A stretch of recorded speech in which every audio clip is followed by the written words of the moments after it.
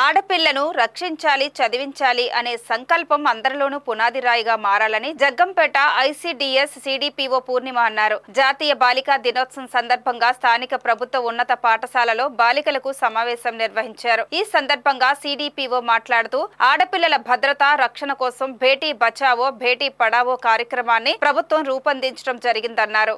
ఆంధ్రప్రదేశ్ రాష్ట్ర బాలల హక్కుల పరిరక్షణ కమిషన్ సభ్యురాలు టి ఆదిలక్ష్మి మాట్లాడుతూ విద్యార్థి దశ నుండి బాలికలకు చట్టాలపై అవగాహన కలిగి ఉండాలన్నారు. తల్లిదండ్రులు బాలలపై ప్రత్యేక శ్రద్ధ కనపరచాలని, వారి భవిష్యత్తుకు బంగారు బాటలు వేయాలన్నారు.